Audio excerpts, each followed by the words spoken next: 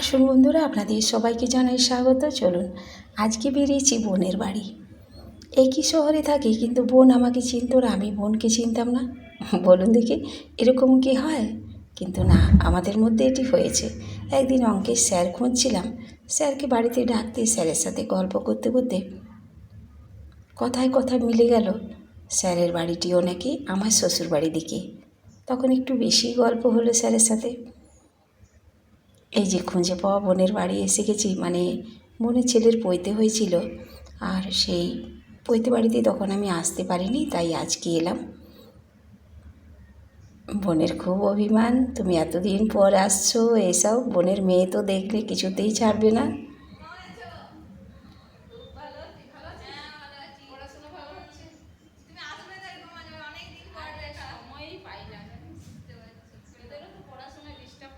বোন তো ভালোবাসবে, বোনের ছেলেমেয়েরাও ভীষণ মাসিকে পেয়ে খুব খুশি তারা। 15-20 মিনিটের রাস্তা হলেও মাঝে মধ্যে যাওয়া হয়, সবসময় তো আর যাওয়া হয়ে ওঠে না।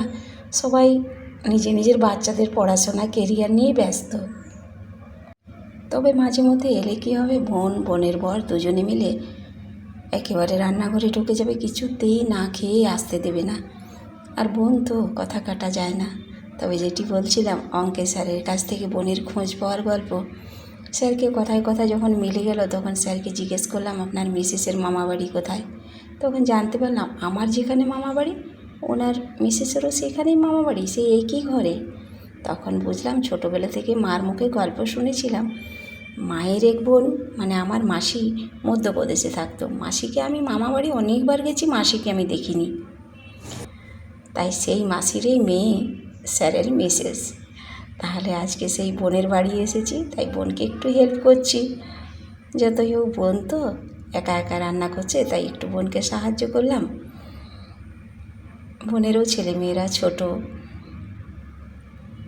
এই যে পড়াশোনা করছে, আর এই যে দুই ভাইয়া তো ভীষণ বন্ধুত্ব, বহুদিন পর এভাবে পরিচয় হয়েছে।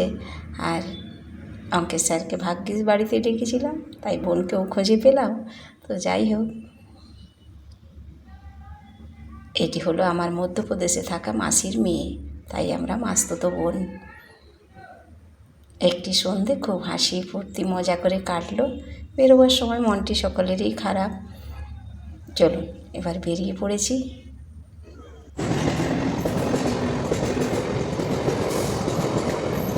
এভাবেই দুই বোনের খোঁজে পাওয়ার গল্প আপনাদের সাথে শেয়ার করলাম। ভিডিওটি ভালো লাগলে লাইক করবেন, চ্যানেলটি সাবস্ক্রাইব করে সঙ্গে থাকবেন।